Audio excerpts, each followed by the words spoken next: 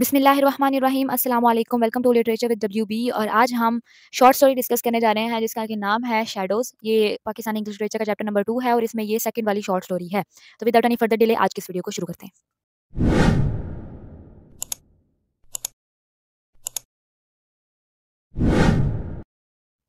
सबसे पहले हम लोग राइटर का इंट्रोडक्शन देख लेते हैं। तो ये जो स्टोरी है वो लिखी है ताहिरा नकवी ने, जो कि पाकिस्तान में बड़ी हुई लेकिन बाद में यूनाइटेड स्टेट्स चली गईं अपनी शादी के बाद।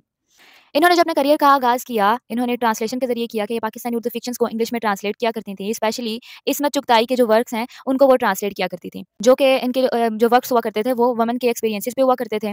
ताहिरा नकवी की जो अपनी स्टोरीज़ होती थी, वो भी इंग्लिश और उर्दू दोनों के बैकग्राउंड्स को रिफ्लेक्ट किया करती थी। इन्होंने अपनी 2 कलेक्शंस को पब्लिश किया शॉर्ट स्टोरीज़ की, जिसमें कि जो पहली है वो है attar of roses and other stories और दूसरी है dying in another country. उन्होंने अपनी जो स्टोरीज़ हैं, उनमें जिन इश्यूज़ पे बात की, उनमें जो औरतें हैं सिर्फ़ वही पर्दा क्यों करें? अब ये जो हुक्म है वो मर्दों के लिए भी तो है ना कि वो उनको भी तो चाहिए ना कि वो अपनी निगाहों को नीचे रखें। तो वो अपनी निगाहों को नीचे क्यों नहीं रखते? सिर्फ़ औरतों के लिए ये क्यों कहा जाता है कि वो पर्दा करें? इनका ये कहना था कि ठीक है औरतें तो पर्दा कर लें, लेकिन जो मर्द हैं वो भी वुमेन की जो बाउंड्रीज़ हैं उनकी रिस्पेक्ट करें, उनको भी तो इज़्ज़त देनी चाहिए। इसके अलावा उन्होंने अब्यूसिव मैरिजेज़ पे बात की, सोसाइटी में जो ऑब्सेशन है ब्यूटी को लेके उस पे बात की, सुपरस्टिशनेस के बारे में बात की, ब्रोकन फैमिलीज़ के बारे में बात की और जो हमारी सोसाइटी में मेल चिल्ड्रन को प्रेफ़रेंस दी जाती है उसके बारे में बात की, लॉयल्टी के बारे में बात की, किसी भी शादी में लॉयल्टी जो है वो कितनी इंपॉर्टेंट है उसके बारे में बात की। तो अब हम इनकी जो शॉर्ट स्टोरी है उसके बारे में डिस्कस कर लेते हैं शैडोज़ की। तो मैं आपको ये बताते चलूँ कि ये जो स्टोरी है वो एक लड़की की स्टोरी है जिसको कि उसकी शादी नहीं हो पा रही है और उसके लिए उसको काफ़ी ज़्यादा मुश्किलात का सामना करना पड़ रहा है और उस लड़की का नाम है मरियम। अब जो उस मरियम की जो शादी है वो क्यों नहीं हो पा रही? क्योंकि जो सोसाइटी ने एक ब्यूटी के जो स्टैंडर्ड्स हैं उनको सेट किया हुआ है उस पर बेचारी वो पूरा नहीं उतरती है।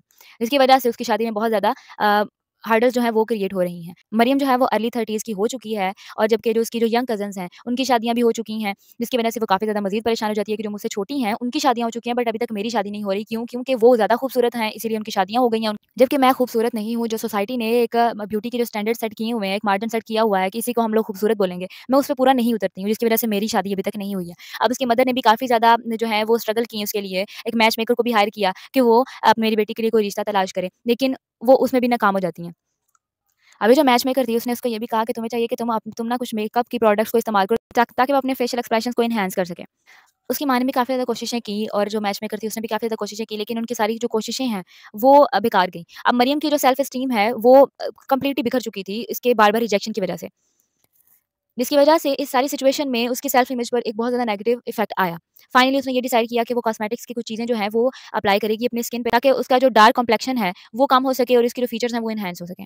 अब क्या होता है कि जब उसके रिश्ते वाले आते हैं तो उसने जो मेकअप किया हुआ होता है, जब मेहमानों को टी सर्व करने के लिए एंटर होती है और उनको सलाम दुआ करती है, तो जो गेस्ट हैं वो उसको देख के डर जाते हैं। लेकिन जो उसने अपने मुँह पे एक मास्क चढ़ाया होता है मेकअप का, उसकी तरफ देख के वो डर जाते हैं। तो यानी कि यहाँ से भी वो उसको रिजेक्शन ही मिलती है, मेकअप का भी उसे कोई फ़ायदा नहीं होता है।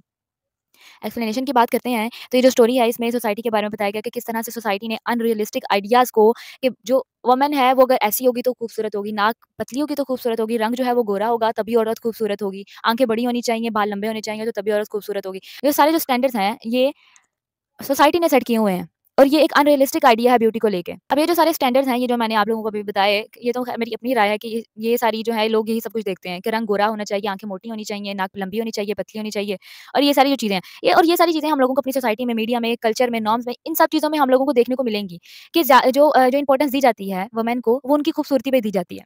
ये कहना गलत नहीं होगा कि औरतों के लिए ये एक सोशल करेंसी है। उनकी जो खूबसूरती है वो सोशल करेंसी है सोसाइटी में रहने के लिए। ताहम ये जो स्टोरी है वो ये शो करवाती है कि ये जो एक आइडिया दिया गया है ब्यूटी को लेके ये बहुत ज़्यादा अनफेयर है। क्योंकि इससे काफ़ी ज़्यादा जो वुमेन है उनकी जो सेल्फ एस्टीम है वो हर्ट होती है। इनकी जो सेल्फ एस्टीम है वो बिल्कुल बिखर के रह जाती है। अब ये जो मेन कैरेक्टर है स्टोरी का, जो मरियम जो है वो बहुत ज़्यादा स्मार्ट है और वो मैथ की एक बहुत अच्छी टीचर भी है। लेकिन वो फिर भी बहुत ज़्यादा अनहैप्पी है सिर्फ़ इस वज़ह से क्योंकि वो सोसाइटी के ब्यूटी स्टैंडर्ड्स पे पूरा नहीं उतरती है। फेमिनिस्ट ने भी इसको क्रिटिसाइज़ किया है, इन जो ब्यूटी के आइडियाज़ हैं कि इन ये वुमेन के लिए बहुत ज़्यादा अनफेयर है, क्योंकि ये अनरियलिस्टिक स्टैंडर्ड्स हैं जो कि सोसाइटी ने सेट किए हुए हैं। अब ये जो प्रेशर है सोसाइटी में ब्यूटी को लेके, ब्यूटी स्टैंडर्ड्स को लेके, जो वुमेन को बहुत ज़्यादा all over the world he effect करती हैं। फिर भले वो कोई किसी भी कल्चर से बिलॉन्ग करती हों, कोई भी उनका कल्चर हो, कोई भी उनकी नॉर्म्स हों, सब में औरतों को प्रेशर जो है वो हैंडल करना ही पड़ता है। अब इस स्टोरी में हम लोगों को एक्सपेक्टेशंस के बारे में बताया गया है कि जो सोसाइटी है वो वुमेन से कौन-कौन सी एक्सपेक्टेशन लगाए हुए हैं। सबसे पहली बात, औरत को जल्दी शादी कर लेनी चाहिए। इवन अब ये जो चीज़ें हैं वो बदल रही हैं। एजुकेशन जो है वो लड़कियों के लिए ज़्यादा इम्पोर्टेंट बन चुकी है। लेकिन अगर कल्चरल सेटिंग की बात करें तो उसमें भी हम लोग सिर्फ़ यही देखते हैं कि बेटे की जल्दी शादी कर दो, तालीम नहीं भी है उसके पास तो ख़ैर है। फॉर एग्ज़ाम्पल इसमें जो मरियम की जो यंगर कज़िन है उसको स्कूल से हटा के उसकी शादी कर दी गई थी और वो भी उसको इस चीज़ से कोई एतराज़ नहीं था। वो इसके लिए ठीक थी, उसके लिए सब कुछ ये ठीक था क्योंकि वो अपने शौहर के साथ खुश थी। इसकी वजह से भी मरियम को काफ़ी ज़्यादा प्रेशर जो है वो फ़ील हुआ कि वो जब देखती थी कि उसकी जो कज़िन है वो अपनी शादी के बाद कितनी खुश है और वो ये सोचती थी कि वो क ज़्यादा खूबसूरत है, इसीलिए उसकी जो मंज़िल है वो शादी ही थी, ठीक है? यानी कि फाइनल डेस्टिनेशन जिसको कह लें कि फाइनल डेस्टिनेशन जो है वो औरतों के लिए ये समझा जाता है कि उसके बाद शादी हो जाए बस ठीक है फिर। तो यही मरियम भी जो थी वो भी यही सोचती थी। क्योंकि मरियम ने अब हर एक किस्म की जो स्ट्रगल थी वो कर ली थी कि उसकी शादी किसी न किसी तरह से हो जाए। उसकी माँ ने मरियम की जो माँ थी उसने मैचमेकर तक को हायर कर लिया कि मेरी बेटी के लिए कोई रिश्ता ढूँढ दो और मैचमेकर ने आके उसको ये जब सजेस्ट किया कि तुम कॉस्मेटिक्स की चीज़ें इस्तेमाल करो ताकि तुम अपने फीचर्स को एनहांस कर सको। उसने वो भी कर लिया। लेकिन वो उससे भी उसको कोई हेल्प नहीं मिली। उसको रिजेक्शन ही मिला और Mariam at the end unhappy ही रही। ठीक है? यानी कि एक ऐसी औरत जो कि मैथ्स के जो भी जो प्रॉब्लम्स हैं वो मिनटों में सॉल्व कर लेती है, वो अपनी लाइफ़ का इतना बड़ा प्रॉब्लम सॉल्व नहीं कर पा रही है। क्यों नहीं कर पा रही है? सोसाइटी की वज़ह से नहीं कर पा रही है क्योंकि सोसाइटी ने इतने ज़्यादा हाई रख दिए हैं ब्यूटी के स्टैंडर्ड्स कि यहाँ यहाँ तक कि कोई भी औरत पहुँचेगी तो वो तभी खूबसूरत है और उसकी तभी शादी होगी, उसको तभी कोई पसंद करेगा। अभी जो स्टोरी है वो क्रिटिसाइज़ करती है कंज़र्वेटिव पाकिस्तानी सोसाइटी को जिसमें कि अनरियलिस्टिक स्टैंडर्ड्स को ज़्यादा वैल्यू दी जाती है। अपीयरेंस को जो है वो ज़्यादा वैल्यू दी जाती है इंटेलिजेंस पे, ठीक है? तो ये थी आज की वीडियो, होप सो कि आपको इसकी समझ आई होगी। स्टोरी इंटरेस्टिंग भी थी और रियलिस्टिक भी थी।